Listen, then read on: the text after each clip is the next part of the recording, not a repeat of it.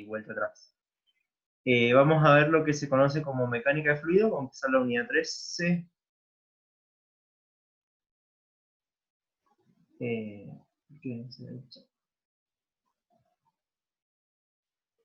Bueno, mecánica de fluido es la unidad 13, corresponde a la 14 del libro. Y vamos a ver los principios básicos que rigen los fluidos. O sea, la mecánica es cómo se comportan los fluidos, ¿sí? Tenemos dos maneras de que se comporten los fluidos. Una de ellas es cuando está quieto y otra cosa es cuando se están moviendo, ¿sí? Por ahora vamos a ver la parte estática. La primera parte vamos a ver la estática de fluidos. Y la segunda parte vamos a ver la dinámica de fluidos, cuando se están moviendo, ¿sí? La primera parte vamos a ver cómo funciona, qué es la presión dentro de un fluido. Lo vimos algo ahora en la unidad 11, la presión con el módulo de compresibilidad. Vamos a ver la relación entre presión y profundidad. Vamos a ver la ley de Pascal, que es la ley que me sirve para amplificar la fuerza. Y después vamos a ver el principio de alquimia, que es el de flotación. Por qué algunas cosas flotan y por qué algunas cosas se unen, ¿sí? Después vamos a ver lo que es la dinámica del fluido, que es cuando se están moviendo. ¿Cómo vamos a tratar el fluido? Otra vez vamos a verlo idealmente. La ecuación de continuidad se refiere a que el fluido ingresa y sale, es la misma. Vamos a ver Bernoulli, es la ecuación que me rige el movimiento dentro de tuberías, el agua. Y después vamos a ver qué es la viscosidad y la turbulencia. ¿Qué es la presión? Ustedes han visto, antiguamente se trataba por ahí como fantasmas, pero ¿por qué se abre? ¿Han visto cuando ustedes abren una puerta, por ahí se abre otra dentro de la casa? O si cierran una puerta, se cierra o se abre otra dentro de la casa. Sí. No es el espíritu de Halloween, sépanlo. Tampoco son fantasmas. Se provoca debido a la presión, ¿sí? ¿Qué es la presión? El fluido empuja a una superficie. Lo que les decía cuando vimos la parte de cuando yo sumerjo algo dentro del agua, tengo un balde lleno de agua, inflo una bombita, ¿sí? O un globo, y agarro y lo sumerjo dentro del fluido. Esta bombita dentro del agua tendería a achicarse. ¿Por qué? Porque precisamente afuera la presión que está sufriendo el globo es la del aire y dentro está sufriendo la presión del agua, que es mal. ¿Qué más? ¿Dónde vemos la presión? La presión del aire. ¿Alguno cuando anda en bici no lo ha agarrado por ahí una ola de viento en contra? ¿O en el auto? ¿Han visto que tiende a frenarse? Bien, es decir, cuando yo voy en una bicicleta, yo tengo, por así decirlo, una superficie frontal, en el cual cuando viene el aire, choca contra mí, viene con una cierta velocidad, y lo que genera es una fuerza, ¿sí? Lo que pasa es que no choca, el aire no viene en un punto, sino que son muchas partículas de aire. Entonces la particularidad que tiene el aire es que se traduce en una fuerza que se distribuye en toda la superficie. ¿Me explico? Ya no actúa en un punto, sino que actúa en una superficie, toda la superficie de contacto. O cuando eran chicos, cuando querían remontar un barrilete o una cometa, ¿Por qué el barrilete o la cometa volaba? ¿Gracias a quién? Cuando hay viento, ¿vuela o no?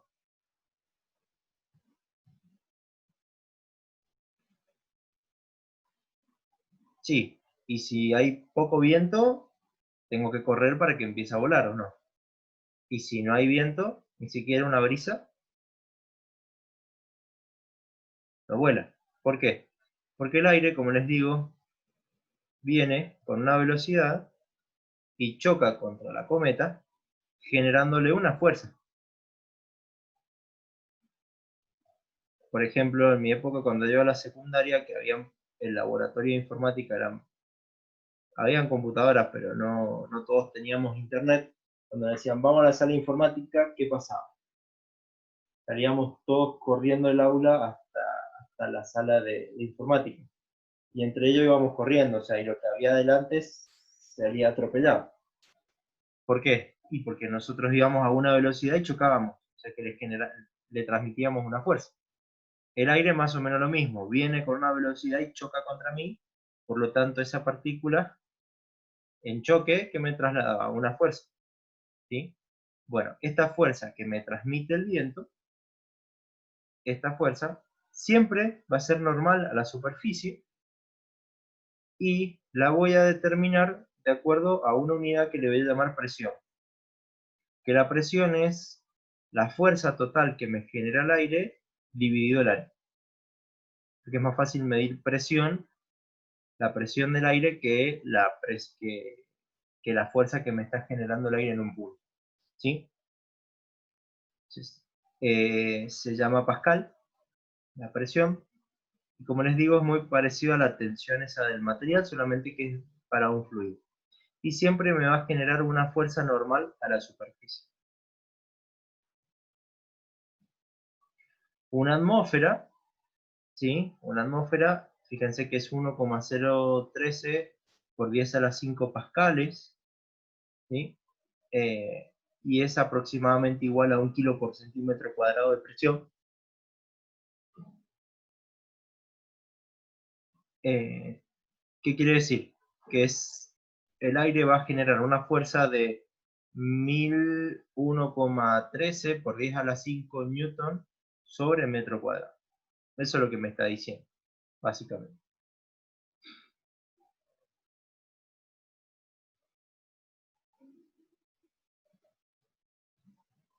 Entonces, fíjense, ¿qué fuerza total actúa hacia abajo sobre el piso debido a una presión de aire de una atmósfera? Entonces, si yo tengo un piso,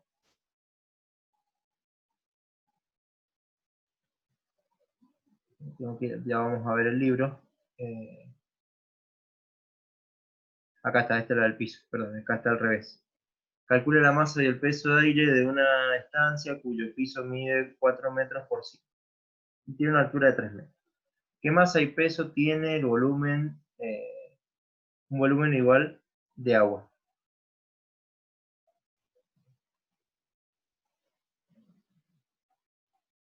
Lo que tengo que calcular con volumen, calculo la masa y con la gravedad multiplico el peso. ¿Sí? O sea, volumen multiplico por la densidad del agua, que es 1 kilo por decímetro cúbico o 1000 kilos por metro cúbico, y con el peso lo puedo calcular. Y si yo tengo un piso que mide 4 por 5 metros y está sometido a una presión de una atmósfera, el piso va a estar sometido a una fuerza de 4. ¿Dónde está? Yo tengo un piso de una casa, y aquí se le va a generar, imaginemos que acá adentro se le está generando una presión de una atmósfera. ¿Sí?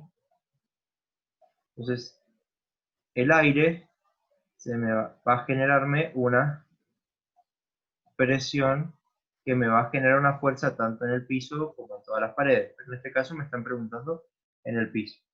Entonces, la fuerza del aire en el piso va a ser igual a la presión por el área del piso. La fuerza que se va a generar sobre el piso va a ser igual a ¿quién? A una atmósfera, en este caso son 1,013 por 10 a la 5 pascales, es decir, newton sobre metro cuadrado, multiplicado por el área. Y el área son 4 por 5, es decir, 20 metros cuadrados. Es decir, que la fuerza que se va a generar sobre el piso es de ¿cuánto?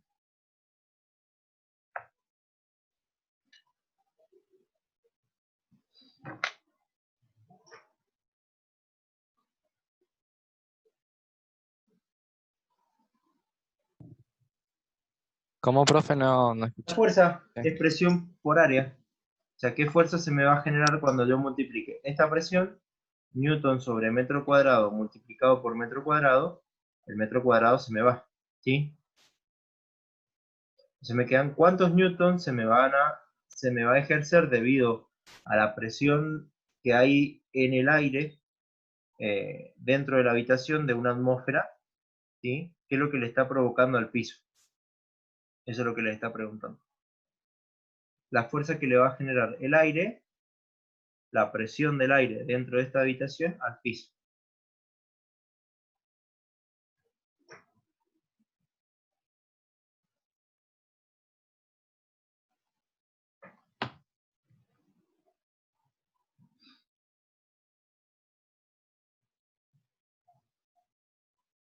(20.2 por 10 a la 5 newton). Es decir, ¿cuánto es?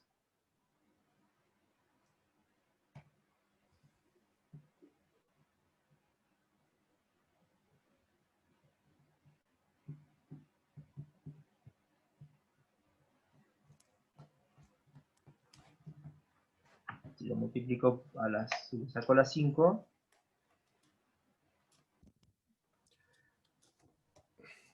2.020.000. 2 millones, exactamente. Porque a las 6. 2 millones 20.000 newton. Es decir, que está ejerciéndose una fuerza de, si lo traducimos a unidades nuestras, ¿cuántos kilogramos fuerza serían? Lo podemos dividir medianamente por 10, ¿sí? Es decir, que van a ser 206 son. 206.000 kilogramos fuerza. O sea que no es pequeña fuerza la que se le está generando al piso. ¿Sí?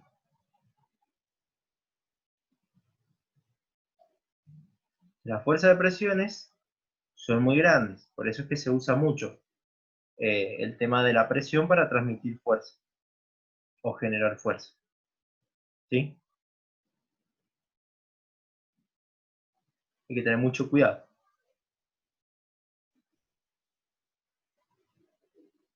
Pero bueno, tenemos una superficie muy grande, de 20 metros cuadrados.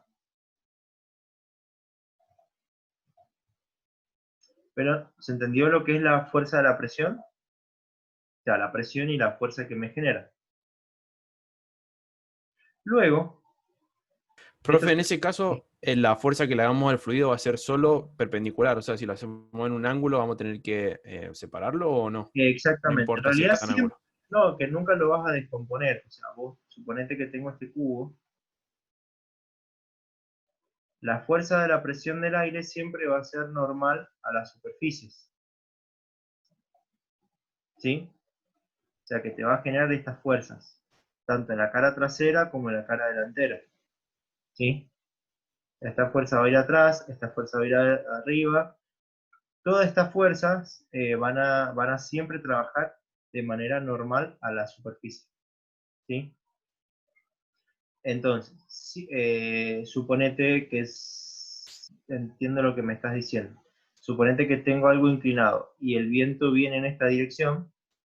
la fuerza que me va a generar el aire va a ser así. O sea que ahí sí la voy a tener que descomponer. Una Claro, paralela esa era la pregunta, justamente.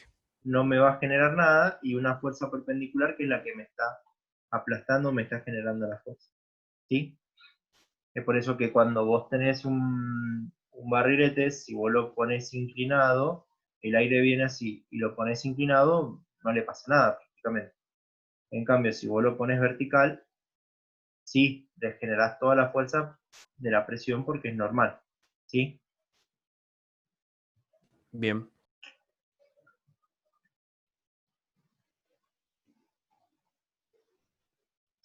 Vamos a ver el teorema general de la hidrostática.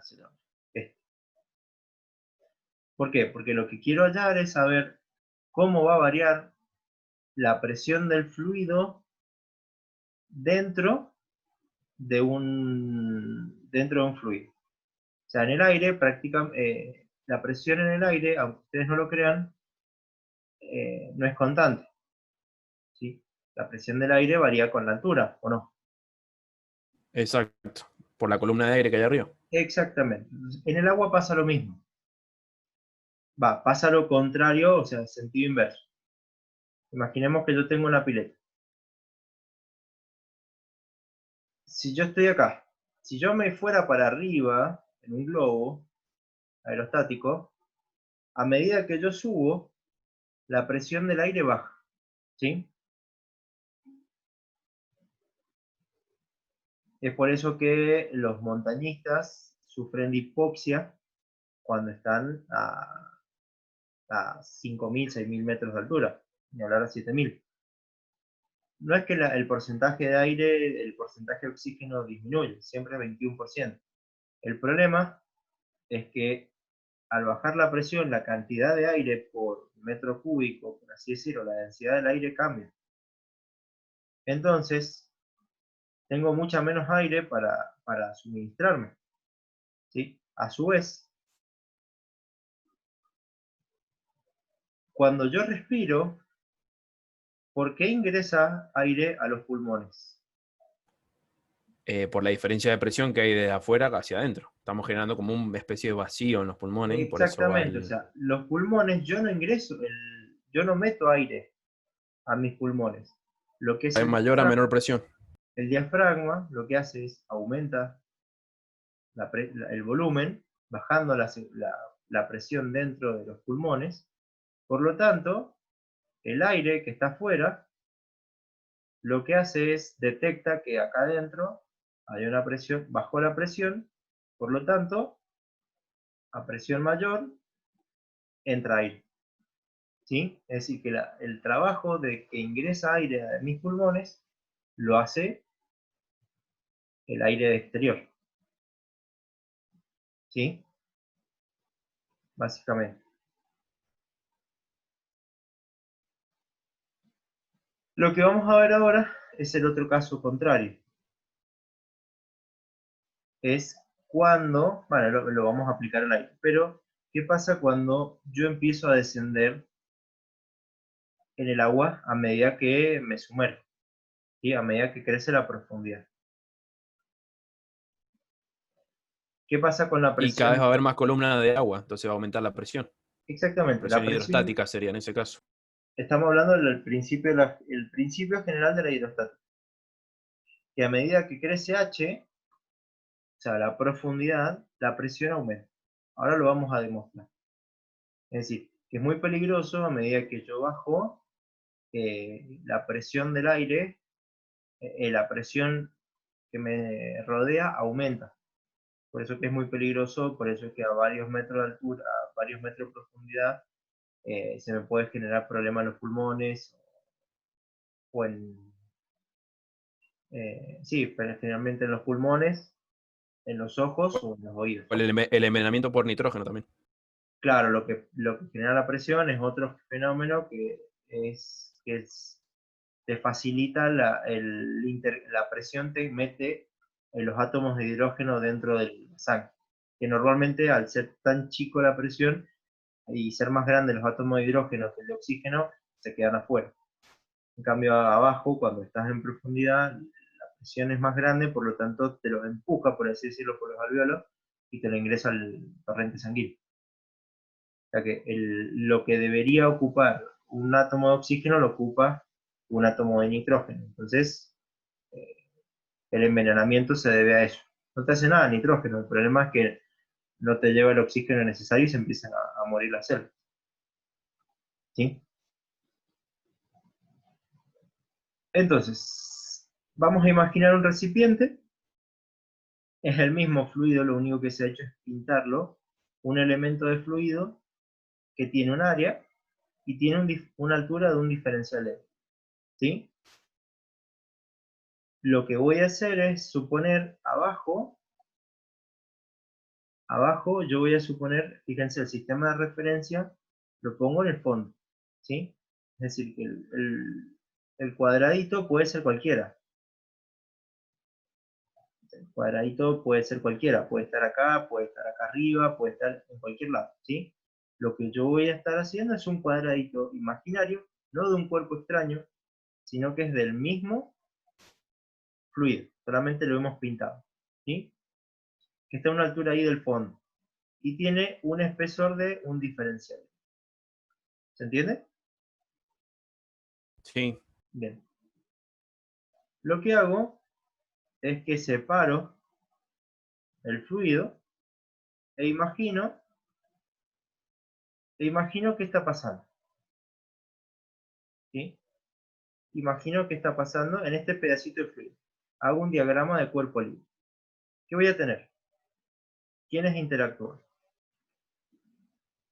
La La presión columna de agua. a la misma altura de profundidad es la misma.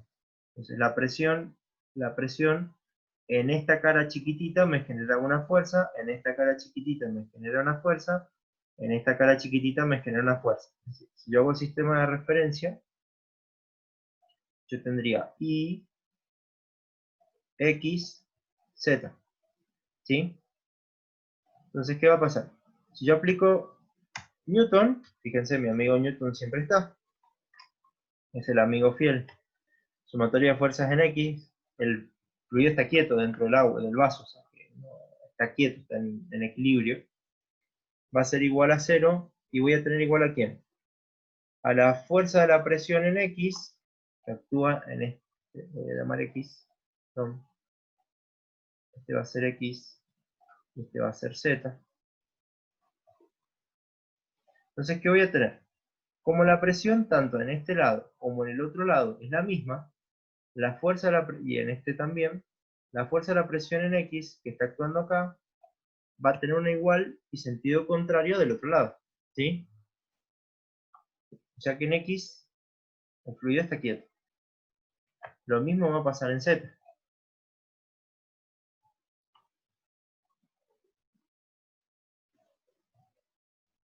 ¿Sí? Lo mismo va a pasar en Z.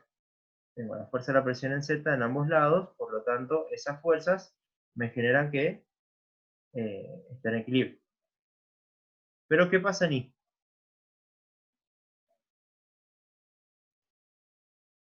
Si yo lo veo, ¿quién está? Si yo lo viera de costado, si yo viera el dibujito acá, Y va a estar la columna de agua que tengo arriba y por abajo va a estar el empuje, digamos. más allá del empuje va a estar el diferencial de peso, ¿sí? ¿Sí? Sí. Pero justo le cambié, lo dejé en el diferencial de peso. Además, ¿quién actúa? La fuerza debido a la presión, ¿sí? Y la fuerza debido a la presión. Pero ¿qué pasa? Que la fuerza de la presión 2, y voy a tener una fuerza de presión, las voy a identificar distintas. ¿Pueden ser iguales estas dos fuerzas? No, porque si fueran iguales se hundiría hacia el fondo, porque tenemos el diferencial de peso también. Exactamente. Entonces, ¿qué tengo que tener? Que Una mayor fuerza abajo. tengo que ver qué está pasando, ¿sí? Entonces, lo que digo es, bueno, la fuerza de la presión, imagino, supongo que la presión aumenta, es más grande arriba que abajo, ¿sí? Hipotéticamente erróneo, pero, o sea, hipotéticamente lo hago, después voy a ver que es al revés. Me lo da el signo. Pero como crece I, porque yo estoy midiendo desde abajo, yo imagino que en la parte de arriba yo voy a tener una presión mayor que abajo, ¿sí? Por eso es que voy a tener la fuerza de la presión 1, la fuerza de la presión 2, menos el peso. ¿Qué es lo que plantea el libro? Sumatoria de fuerzas en I es igual a la fuerza de la presión 1 menos la fuerza de la presión 2, que está, que es P más diferencial de P por A, menos el peso del fluido. Que el peso del fluido va a ser igual a ¿quién? A la densidad por el volumen. El área multiplicado por la distancia, por el espesor, me va a dar el volumen. El volumen multiplicado por la densidad me da la masa, y si la masa la multiplico por la gravedad, me da el peso. ¿Sí? Por eso es que es el Sí, diferencial de peso y todo eso. ¿Hasta ahí estamos? sí, profe. Que me hable otro. O escribo. Bien. Entonces ahora, ¿qué es lo que hago? Si hago distributiva, ¿qué me va a quedar? Lo voy a escribir acá al lado para que les quede. ¿Qué voy a tener? P por A menos, hago la distributiva de A acá, menos P por A menos diferencial de P por A, ¿sí? Menos ρ, voy a poner P mayúscula, pero es ρ, por G por A por DI, ¿sí? Igual a 0. Entonces, ¿qué es lo que me va a pasar acá? Que este término se me va a ir con este término, ¿sí? Y el área se me va a ir acá también, que es la misma en ambos.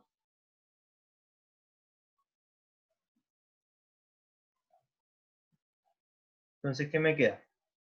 Diferencial de presión va a ser igual a ¿quién? A ρ por G por diferencial de I, ¿o no? Claro. Me queda eso. Y de ahí despejo, digo que el diferencial de P sobre el diferencial de I es menos ρ por G. ¿Sí? ¿Por qué hago esto? Porque si yo imagino que el fluido es incompresible, mi primera hipótesis, el fluido es incompresible, y la densidad va a permanecer constante, la gravedad también va a permanecer constante, por lo tanto, ¿qué va a pasar? Que esto va a ser constante y yo voy a hacer la integral de este término, ¿sí? O sea, que esta variación va a ser constante, lo que les está diciendo, ¿sí? Esto es una constante. Como varía la presión respecto de la altura, va a ser una constante, ¿sí? Entonces, lo que yo hago ahora, lo que hace el libro, lo que plantea el autor, es que integra esta ecuación. Hace la integral de esta ecuación, donde dice la integral de diferencial de P entre dos puntos, ahora los define, ¿sí? Tengo una presión, un punto 2 estratégico, que es el punto en el cual está en contacto con la superficie del aire, ¿sí? Y tengo un punto 1 que es a una altura I1 genérica, ¿sí?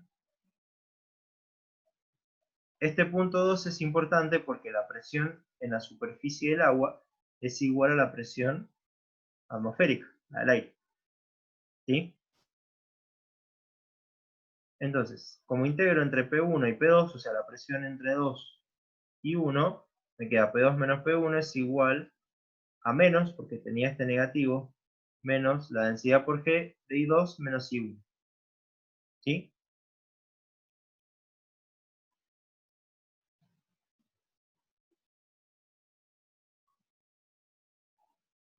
¿Estamos ahí?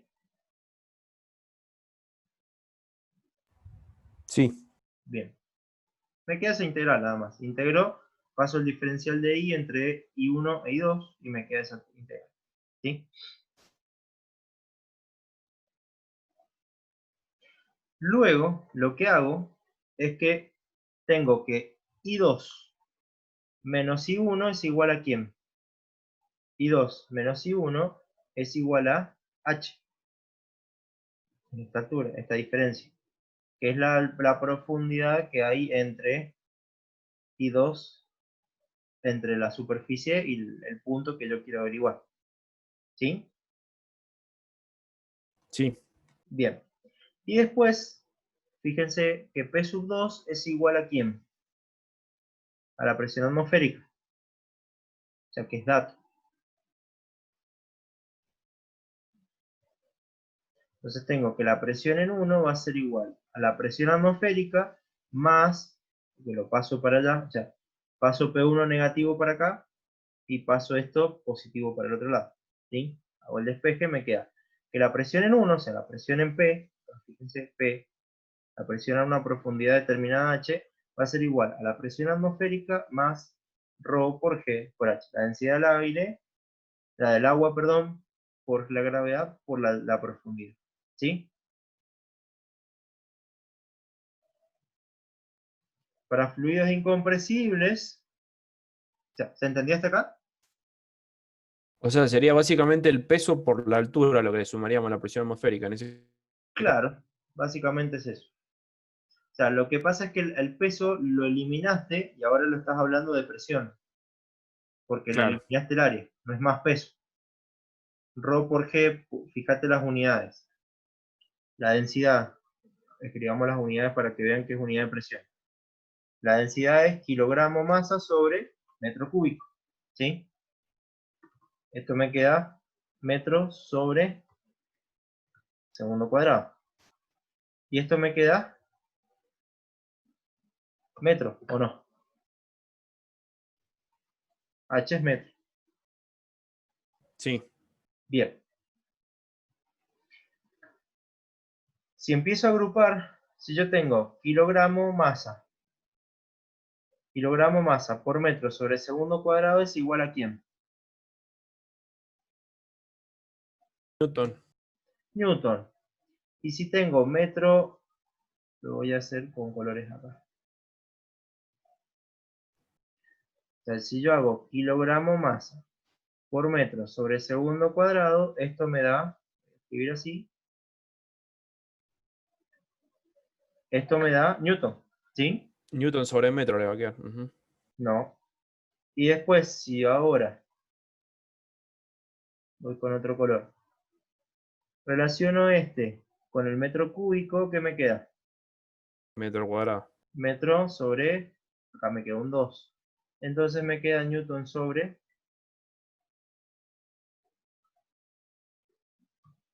metro cuadrado, que es la unidad del pascal. ¿Sí? Bien. O sea que lo estoy trabajando como una presión, que se debe al peso, como vos decías, peso de columna de agua que tenés sobre la cabeza. Pero lo trabajo como una presión, no como un peso. ¿Sí?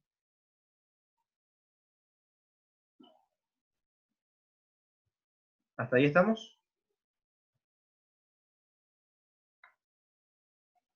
Por mí sí, profe. Bien. Luego, el libro les plantea cuándo el principio fundamental de la hidrostática es este. ¿Sí? Si lo considero al aire como un fluido atmosférico perfecto, puedo considerar que a medida que crece la altura, ahora estamos hablando del aire, recién lo hice en el agua, ahora lo imagino en el aire. El aire sí es un fluido compresible. Muy compresible.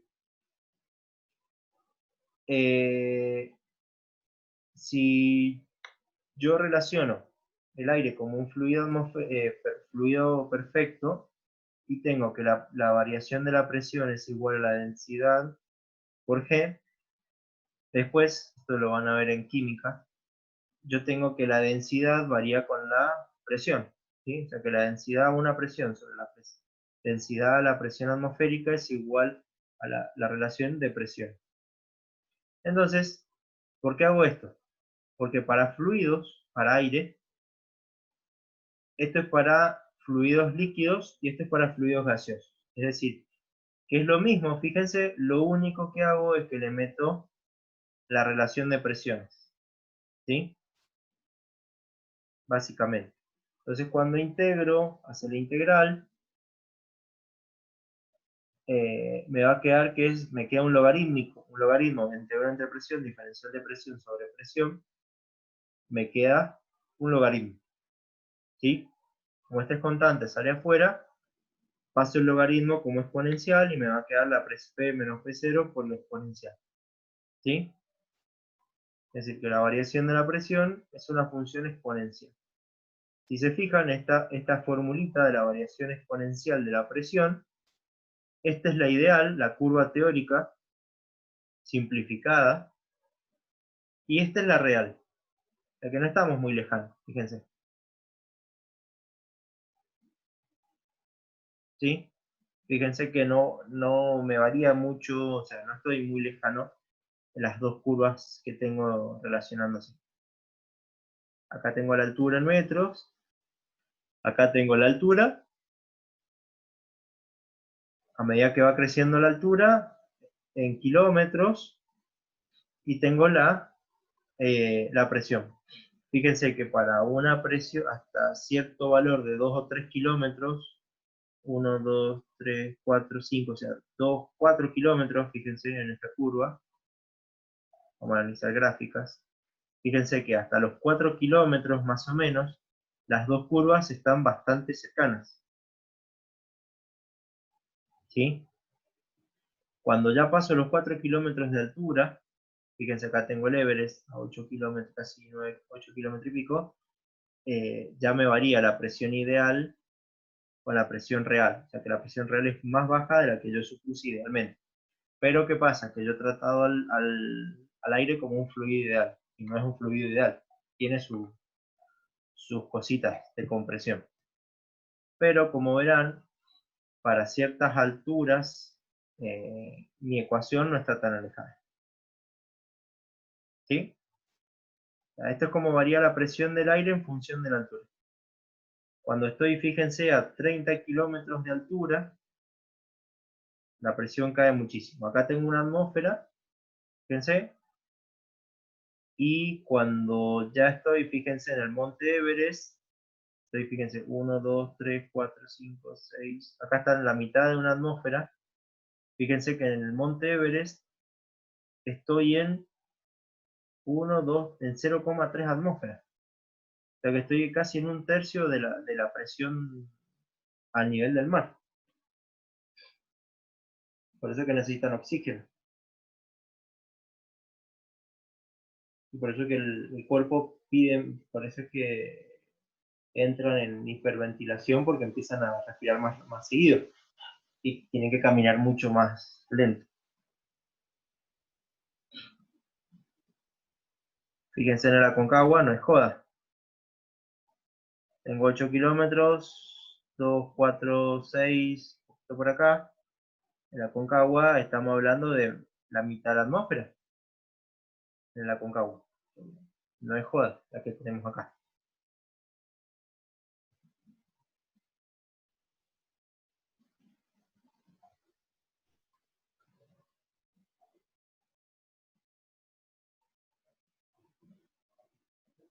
Y después vamos a ver aplicación del teorema general de la hidróstasis.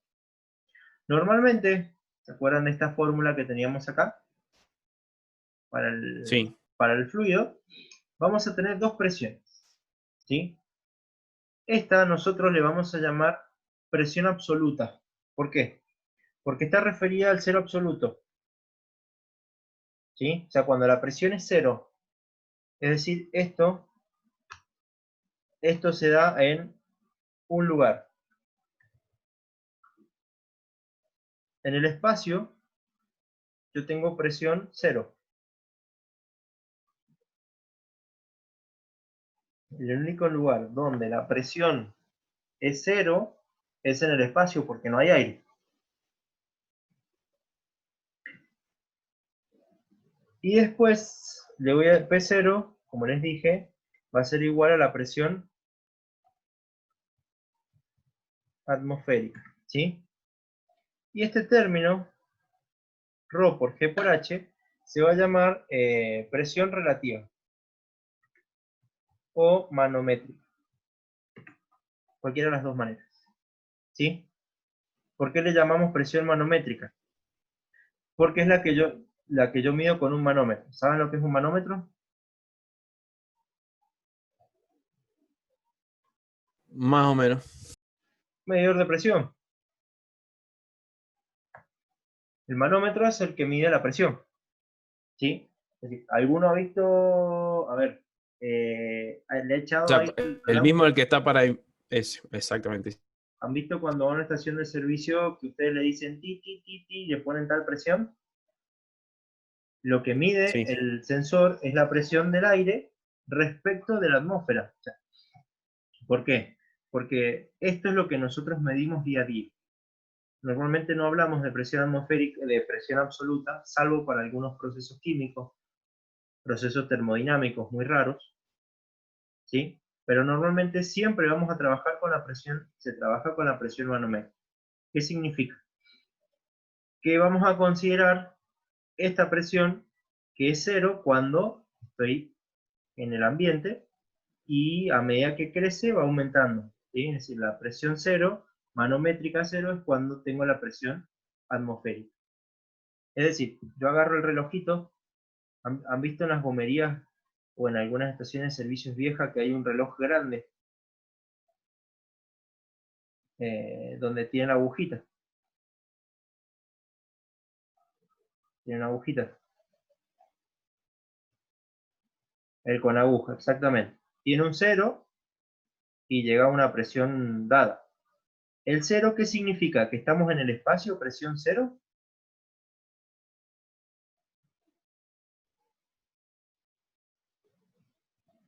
¿O que o que la relativa es cero?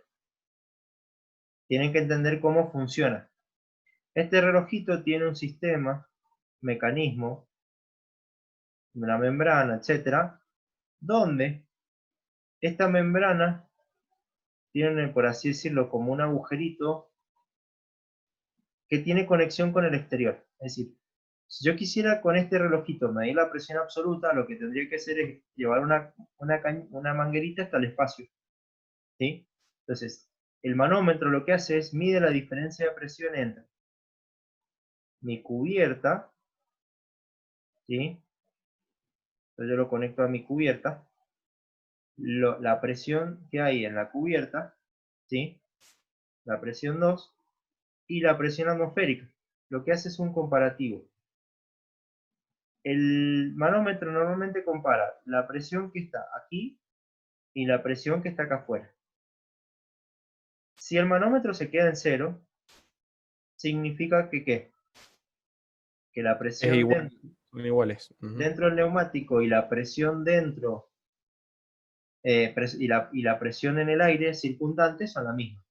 Es decir, la cubierta está desinflada. Cuando la cubierta está inflada, significa que la presión dentro de la cubierta es más grande que la del aire. Entonces ahora la agujita me marca, ¿sí? Así que siempre es un reloj comparativo con la atmósfera. ¿Se entiende?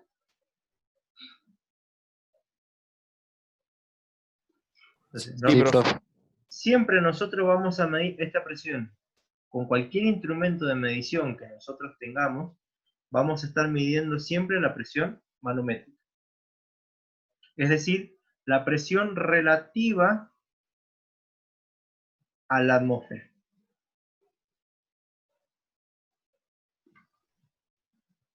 Básicamente es eso. Pero estaríamos midiendo como sería la relación que tiene, o sea, vamos a tener, por ejemplo, si estamos marcando 33, vamos a tener 33 veces esa atmósfera o vamos a tener 33 unidades más de algo sobre la atmósfera. No, vamos a tener 33 más en relación a la atmósfera. Siempre va a estar la atmósfera. Es decir, que O vos sea que suponés, si queremos tener la absoluta en base a un manómetro, sumamos la atmosférica y listo. exactamente.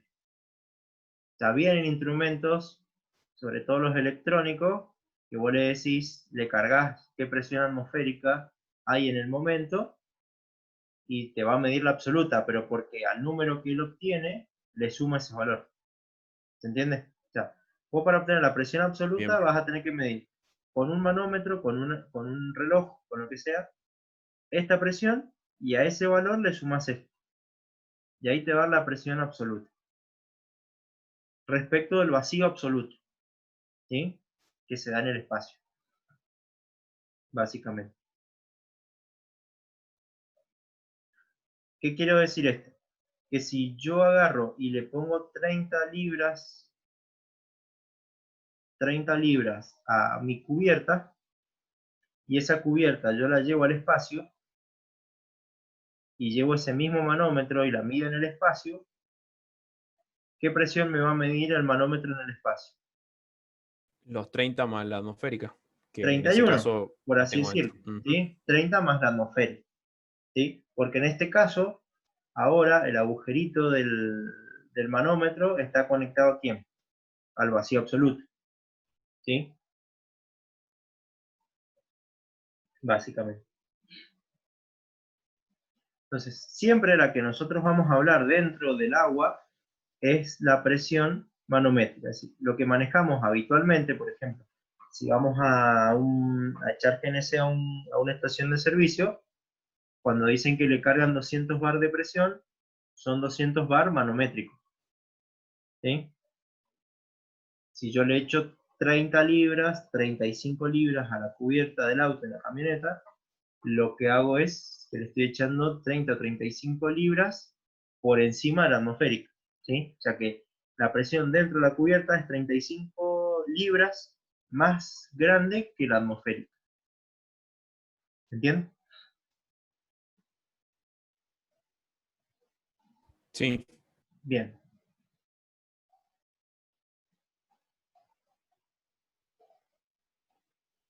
Por eso es que habla de acá presión manométrica y absoluta, ¿sí? Ahora, ¿cómo hago para medir la presión manométrica, la presión atmosférica?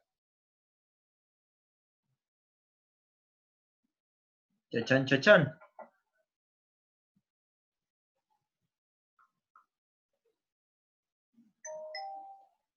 Esto surgió gracias al barómetro, es decir, el que mide de presión, el barómetro que mide eh, la presión, la presión manométrica. ¿Qué significa?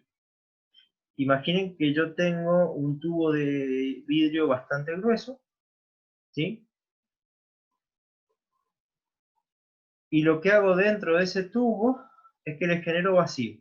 ¿Qué significa el vacío? Que le extraigo aire, ¿sí? Hay un manómetro, me olvidé decirles, que se llama vacuómetro. ¿Lo han escuchado? de mide vacío, supongo. Mide vacío. En realidad lo que mide es, tiene un reloj que al contrario del manómetro empieza a la derecha y va bajando porque te mide cuánto es la presión dentro de eso menor a la atmosférica. O sea, ¿Sí? funciona el inversor del manómetro. Exactamente. Se te mide la depresión. Es decir, ¿cómo haces para llenar una jeringa? Cuando vos tirás el émbolo hacia arriba, lo que estás haciendo es generando una depresión dentro de la jeringa, lo que genera que el aire, lo que está afuera, lo empuje hacia adentro. ¿Sí? Sí. Bien. A ver, vamos ahora, cuando tomamos mate, ¿qué estamos haciendo nosotros dentro? ¿Qué hacemos con los pulmones? Generando Genera ese vacío. una depresión dentro de la boca para que, miren, miren, miren el fenómeno físico dentro del mate, ¿no?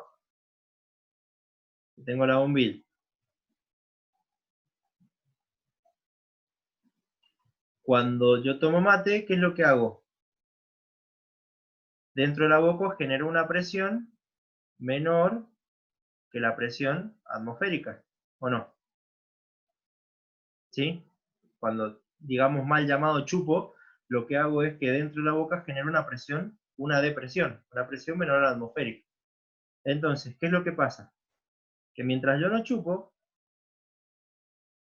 la presión de un lado de la bombilla y la presión que hay acá arriba del agua es la misma, que es la atmosférica, ¿o no? Están en equilibrio. En cambio, Sí. cuando yo chupo, se genera dentro de la bombilla una presión menor a la atmosférica. Baja la presión, por lo tanto, lo que va a hacer esto es empujarlo y lo lleva hacia allá. ¿Por qué? Si lo vemos por la parte de fuerza, recuerden, la fuerza de la presión es igual a ¿quién? A la presión por el área, ¿sí? Sí. Entonces, si yo tengo la bombilla, de un lado tengo una presión que es igual al otro extremo de la bombilla, van a estar en equilibrio. En cambio, si ahora la presión dentro de la bombilla es menor que la presión que tengo aquí en el mate, ¿qué va a pasar? Va a querer equilibrar, entonces va a entrar el fluido a la bombilla. Exactamente, la fuerza de la atmósfera va a ser más grande que la que hay acá. Entonces va a hacer que el fluido suba. ¿Sí? Otra opción es, cierro el mate, le pongo una bombita, inyecto presión y va a salir agua por la bombita, por la bombilla. ¿Sí? Pero generalmente el mate es esto, genera una depresión que me genera que la presión dentro de la bombilla sea menor que la presión dentro que afuera del mate, por lo tanto la fuerza de la presión del aire me va a empujar el agua y lo va a hacer llegar hasta mi boca. ¿Sí? Ahora cuando tomen un mate o una gaseosa con bombilla, con sorbete, van a, van a pensar dos veces.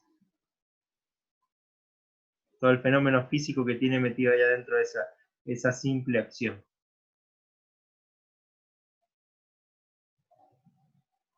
Entonces, ¿qué es lo que hizo Torricelli?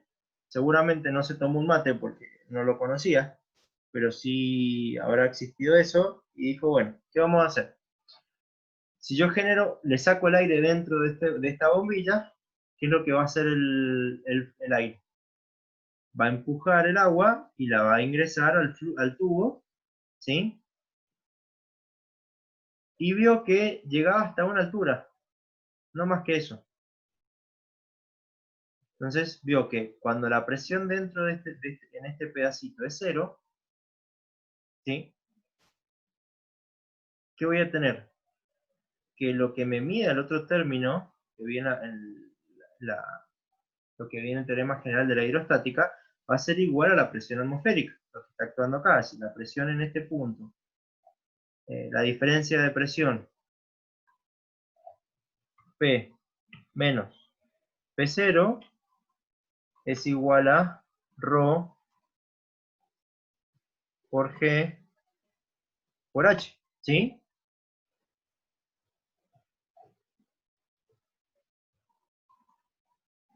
¿Sí? Entonces, ¿qué pasa? Que si la presión dentro del vidrio es cero, que es lo que quiero lograr dentro de este recipiente, ¿qué va a pasar? Que la presión atmosférica va a ser igual al peso de la columna de fluido que tengo acá. ¿Sí? Entonces, ¿por qué lo hago de vidrio? Para poder verlo. Entonces, yo tengo un recipiente, le hago vacío, mecánicamente, ¿cómo lo puedo hacer? Agarro, hago un agujerito chiquitito con una valvulita y empiezo a sacar aire con alguna bombita. ¿Sí? Tipo inflador inverso, empiezo a hacer vacío y empiezo a sacar aire. Saco aire y voy a llegar a un punto en donde por más que siga bombeando no va a salir más nada.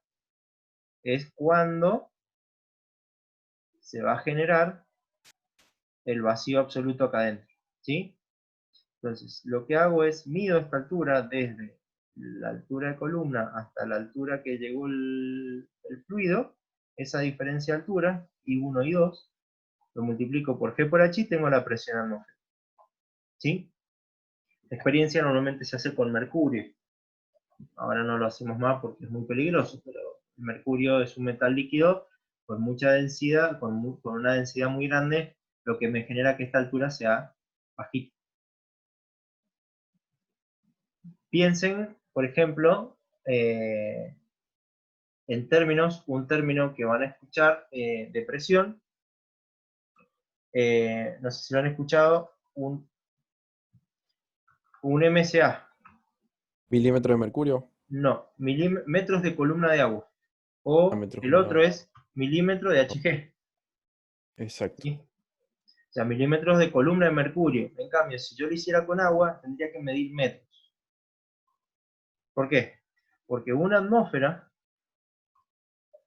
que es igual aproximadamente a un bar, equivale a 10 metros de columna de agua. O sea, imagínense ustedes que quisieran hacer esta experiencia de Torricelli con agua, tendrían que tener un tubo de 12 metros de altura. Un poco impráctico, ¿no? Sí. En cambio, con 760, en cambio, una atmósfera equivale a 760 milímetros de columna de mercurio. Fíjense la diferencia. Tiene una razón, porque la densidad del mercurio es 13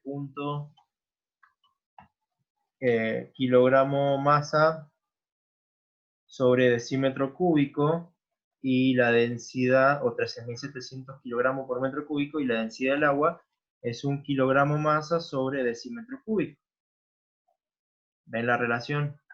O sea, una es casi 14 veces más grande que el otro. Por eso es que se usaba el mercurio.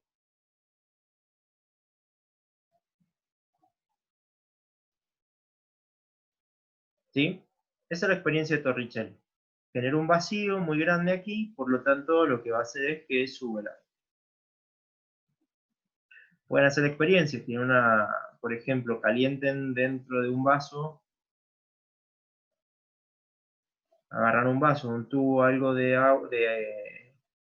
de vidrio, metanle aire caliente o algo. Un papel prendido fuego adentro y se lo apoya en un vaso El, o en un plato con agua y sube el agua. el que le cura la ojeadura, exactamente. Ajá, la isolación. De insolación, exactamente. Entonces, ¿qué hacen? Calientan el agua, está reinsoleado. ¿Por qué? En realidad, el principio físico que es, yo metí el papelito, metí aire caliente, acá hay agua. Cuando metí el vaso, ¿qué es lo que pasó? A medida que se va enfriando el aire, porque esto es de chapa, a medida que se va enfriando, ¿qué pasa? Experiencia Torricelli. El aire empuja el agua y lo mete adentro, entonces queda sumergido. O sea, todo el agua se chupa y se mete dentro del recipiente. ¿Por qué? Porque aquí adentro se ha generado, ¿qué cosa? Una depresión. Ujú. ¿Sí?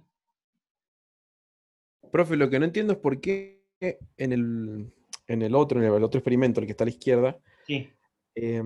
no se terminaría de completar porque tiene un vacío ahí. Porque tiene el O que vacío estamos, absoluto. Llegaste al vacío absoluto, no hay más aire, no puedes sacar más nada. por eso, pero ¿por qué no te seguiría subiendo el agua para completar ese vacío? Porque o el mercurio en ese No va a caso, subir más. porque no tiene presión suficiente para subirlo. Claro, ya no hay más fuerza. O sea, la presión, la fuerza que está generando acá es, se iguala con la fuerza del peso de columna de agua que tenés acá o del mercurio. Ah, si tuviera menos que el vacío absoluto, ahí sí subiría más, digamos. Es que no, ¿cómo vas a tener menos que el vacío absoluto? No existe el vacío absoluto, o sea, no existe nada menor al vacío absoluto, hasta ahora. Bien, es un interrogante que si te surge podés terminarlo, pero estamos hablando de que tenemos una temperatura del cero absoluto en Kelvin y también tenemos una presión absoluta cero y la presión cero, ¿sí? bien. O sea que no hay nada menor que esto. No sé cuándo metamos la antimateria, qué va a pasar, pero en física clásica, por ahora, Dejémoslo ahí. mientras curemos la ojeadura con agua común y metamos aire común a las cubiertas, estos principios de hace 200, 300 años siguen funcionando, ¿sí? Bien.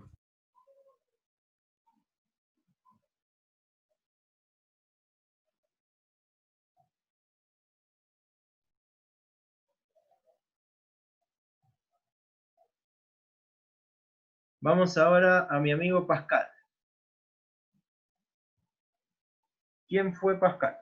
Generó determinó el principio de lo que se conoce ahora como la prensa o el gato hidráulico. ¿Por qué ustedes con un aparatito tan chiquitito, no sé si han visto unos gatos, tengo ahí en la camioneta un gatito que es así chiquitito, o sea que mide un diámetro de 15 centímetros y no sé si tiene 20 centímetros de alto, puedo levantar la camioneta tranquilamente y generando con mi fuerza, con mi brazo, o sea, tiene acá una palanquita, no sé si los han visto, Sí, un gato hidráulico. tiene una palanquita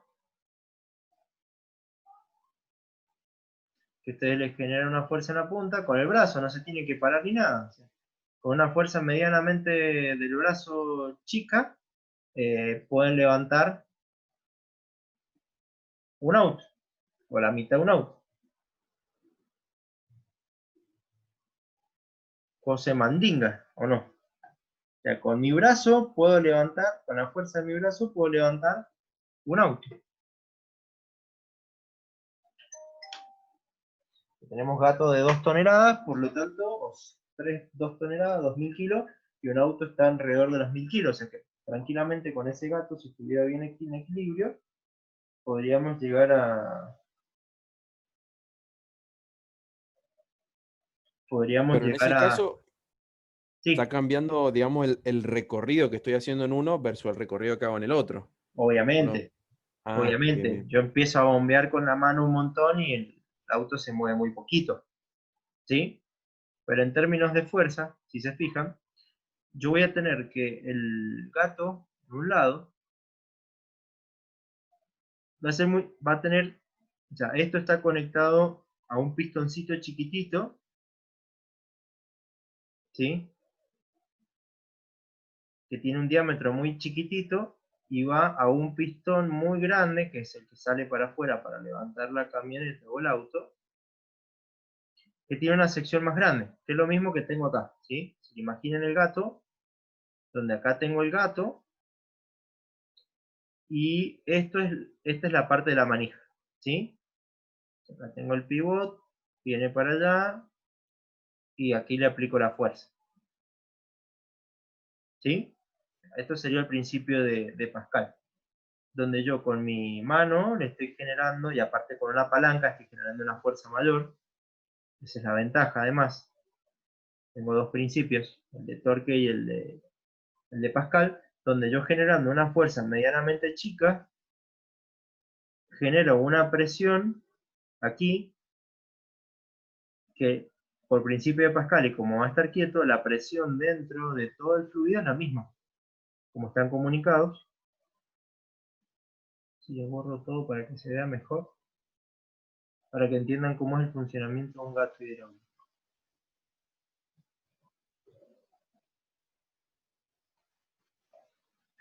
Aquí yo tendría el gato, aquí saldría el perno que levanta, esta sería mi manivel, o sea, sería un aparatito, un cilindrito chiquitito normalmente que lleva al costado. Aquí tendría donde va la manija.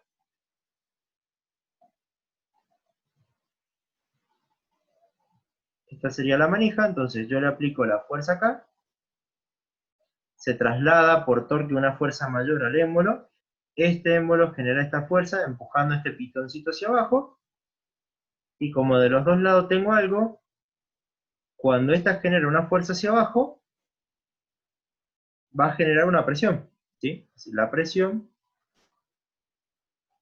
va a ser igual a ¿quién? A F1 dividido el área 1. ¿Sí?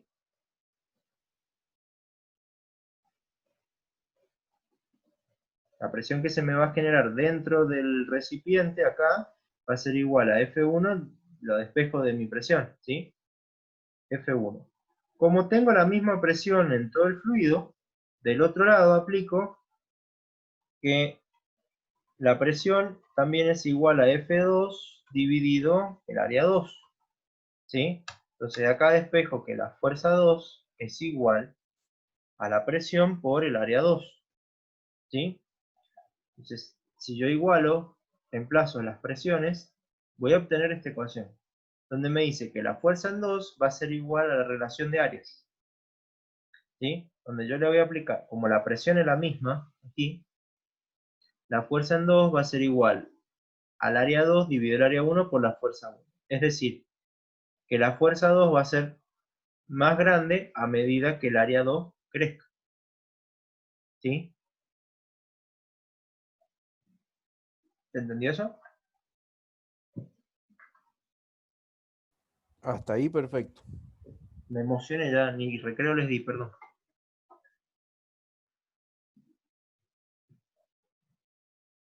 Es que me encanta mecánica de fluido. A mí Entonces, también.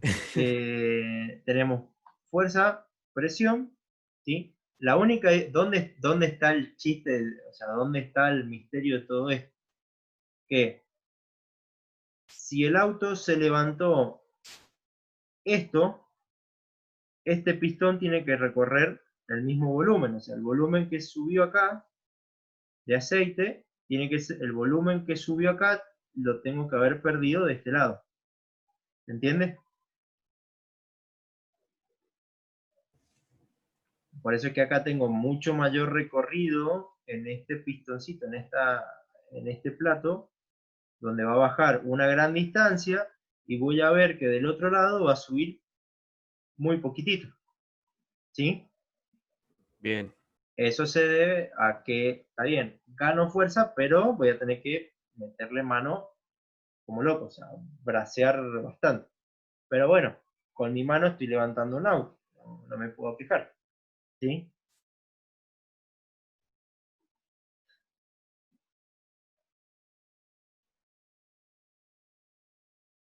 ¿Hasta ahí estamos?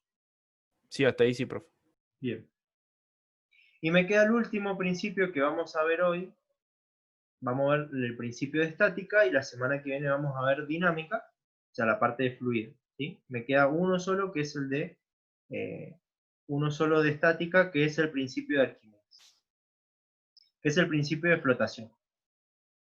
¿Qué es el principio de Arquímedes? Si un cuerpo está parcial o totalmente sumergido dentro de un fluido, o sea, el fluido, ejerce una fuerza hacia arriba sobre el cuerpo igual al peso del fluido desplazado por el cuerpo. A eso se le llama empuje. ¿Sí? Se va a llamar B. ¿Sí? Te han visto que no es lo mismo mover una persona dentro del agua que fuera del agua. ¿Por qué? Porque nos ayuda el principio de flotación. Exactamente. El agua nos ayuda. Cuando estoy dentro del agua me ayuda.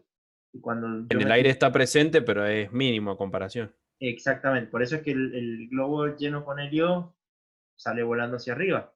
El globo aerostático asciende. ¿Por qué? Porque tengo un cuerpo menos denso que el aire, por lo tanto sube. ¿Sí? O sea, cuando yo tiro una piedra y flota, significa que es una piedra pómez. Es una piedra volcánica que prácticamente hecha de polvo, o sea, como espuma de lava. Entonces flota porque la densidad es muy pequeña. ¿Sí? En cambio, tiro una piedra y se hundió, quiere decir que la piedra es más pesada que el agua. ¿Sí? ¿Qué es Bien. lo que va a pasar?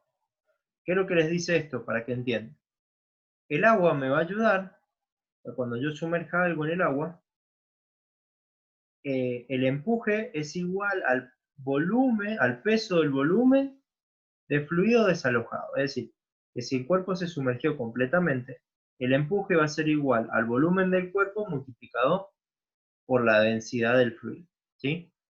Es decir, fíjense, yo estoy levantando una estatuilla o algo que está dentro de un barco hundido. A medida que está debajo del agua, el peso, fíjense que es de 147 newton,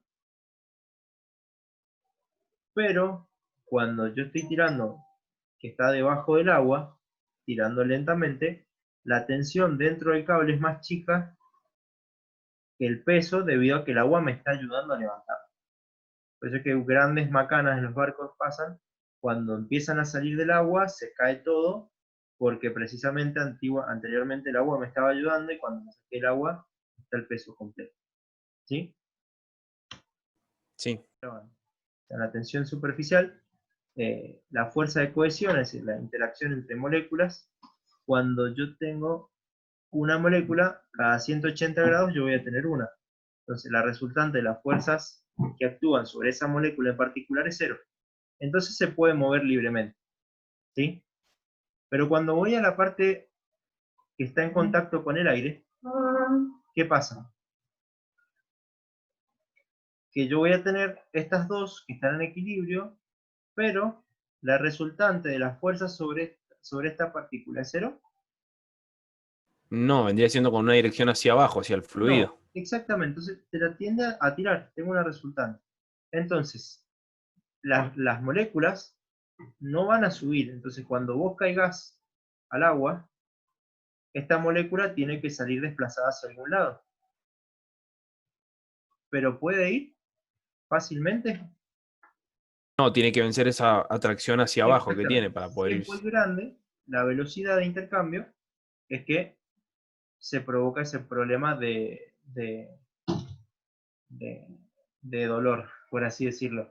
¿Sí? De que no se va a mover, entonces como la resultante de las fuerzas exteriores es más grande, por lo tanto se me va a provocar eh, que yo voy a tener que romper esta fuerza, vencer esa fuerza de unión entre ambas. Por eso es que las arañas o algunos insectos pueden caminar sobre el agua, porque se basa en eso. No rompen esa resultante de fuerzas exteriores, entonces pueden caminar entre ellas. ¿Sí? Y entonces, en el caso de tirarnos la pileta en vez de panza, digamos, de palito, por así decirlo, que tenemos menos superficie, la fuerza que vamos a estar aplicando va a ser mayor en ese caso. Entonces, por eso no nos duele o pasamos más fácil el agua. Claro, lo que pasa es que la fuerza de presión que te va a generar la tensión superficial en la palma de sería en la superficie de los pies o de las manos, es menor. No es lo mismo caer así que caer así, porque la Pues estamos superficie... hablando de depresión ahí, y la Estamos superficie, hablando, el área esa es lo que no. exactamente, se genera una presión. Estamos hablando de fluido y me genera una presión. Entonces, no es lo mismo toda esta superficie que golpea a muchísimas moléculas, por lo tanto tengo más moléculas unidas entre sí, por lo tanto más fuerza, por lo tanto me cuesta vencer eso. ¿Sí? En cambio, cuando yo caigo verticalmente, la superficie de contacto es menor, por lo tanto es más fácil ingresar. Bien, ¿Sí? Bueno, después leanlo si quieren, pero eso es básicamente por qué flotan, por qué pueden caminar sobre el agua algunos insectos. ¿Sí? Debido a esto. Bueno, estimados, hemos terminado con la parte de hidrostática, o sea, la parte estática de fluidos. La semana que viene vamos a ver la parte de dinámica, más divertida, digamos, la explicación de por qué vuela un avión, por qué dobla la pelota, ¿sí? Cuando la pateo con efecto, y algunas otras cosas más.